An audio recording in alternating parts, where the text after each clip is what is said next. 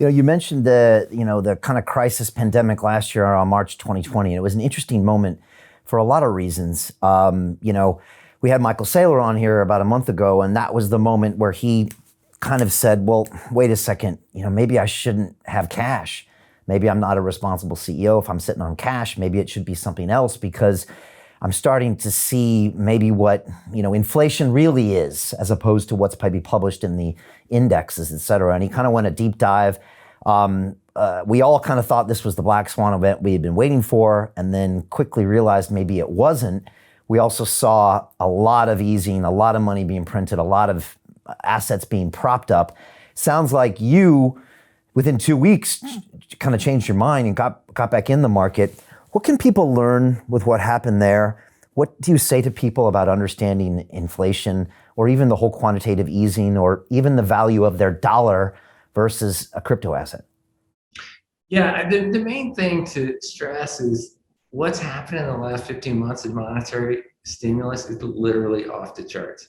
In June of last year, the United States started printing more money in a month than they did in the first 200 years of the country's existence. It's just completely off the charts. So you kind of have to open your mind up and just think, what's going to happen when you print that much money? It has to inflate the price of things whose quantity can't be eased. And that is what's happening, that anything that has a fixed quantity is going up in value. We did put a graphic in our investor letter and on Twitter that shows the price of things essentially inverted. So it's really actually the price of the dollar priced in number of ounces of gold or grams of sugar or bales of cotton. And in my opinion, that's really the thing that's moving. All the rest of that stuff is kind of staying the same relative to each other. It's the value of paper money that's plummeting right now. And so you see that against everything. We even put lumber in there, everything that you can't just kind of make more of instantaneously is going up in value, and the value of paper money is going down. And it feels like we're accelerating. The amount of monetary stimulus that's coming we just keep dialing it up. And the numbers are pretty staggering. For each of the last 2 fiscal years, the budget deficit is $14,000 per adult in the United States. I mean, that's a lot of money, right? And then to put it in perspective, the cost of a vaccine dose is $14. So we're spending 1,000 times the value of a bit of medicine that would actually stop the virus, kind of papering over the impacts of the virus. So, it really is staggering amounts of money that are being printed, and it has to impact things. And the best proof of that would be that in a global pandemic, when corporate earnings were being destroyed, the S&P hit a high. That's excess money. Like that's and there's all these great stories of like Hertz raising money when they're in bankruptcy because there's so much money being shoved at it. There's just a lot of paper money going around, and it really has to cause inflation. And you quoted Milton Friedman earlier. His great line: "Inflation is always and everywhere a monetary phenomenon." It might not be true for like plastic flip-flops or whatever, but for things whose quantity can't be eased, like housing. Housing is record increase in the median home price in the United States in a depression. It's really wild, right? So there's just so much money being printed that it really is pushing up the price of all assets. And so, again, I had this conversation with my 17-year-old daughter here in the studio on Friday, and she's never owned crypto. She doesn't take economics courses, but Dan, she said, okay, but who's going to pay? That's what she said. She's like, who's going to pay for all this?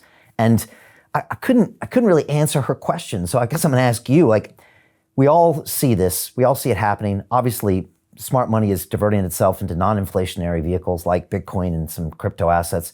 But how does the party end? Where are the chairs when the music stops, in your opinion? Yeah, so if you want all kinds of analogs, there's a great line by the former chairman of the Fed, Chesney Martin, that said, the role of the Fed is like a chaperone at a party to take the punch bowl away right when it's heating up. And I feel like the monetary authorities are like an F1 driver spraying champagne on the crowd right now. Like, there's so much money getting out there that it really is creating excess. And who pays for it? It's a really good question.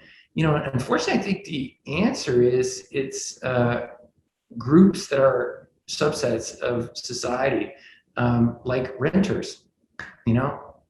63% or so of Americans own a home, flooding the markets with money, driving mortgages down to 1.25%. Massively positive for people who own a home. It's horrible for the 38% of Americans who don't. So there's a huge transfer of wealth going from renters to homeowners. Same thing with net worth. The United States just printed record net worth, household net worth, but it's not evenly distributed. It's for people who own equities, people who own homes, people who own businesses, and for those that don't, this is a huge transfer of wealth. So, well, it kind of feels like your daughter might say, well, who's going to pay for it? I mean, I think that's the answer. It's the people who are not in the typically majority groups, homeowners, people who own equities, either directly or indirectly through their pension plan. Those are the people that are benefiting from this. And the people who are not in those groups are being disadvantaged.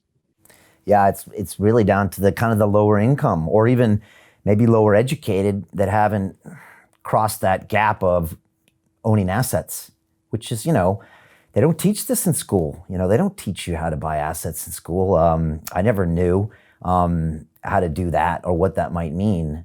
In the UK, we paid furlough checks to people, which was to supplement their income for many months, and maybe even it's coming up on a year. And I remember someone was like, well, who's going to pay for that? Well, you're going to pay for it through your taxes, through the devaluation of your currency, but you're probably going to pay double what we gave you ultimately.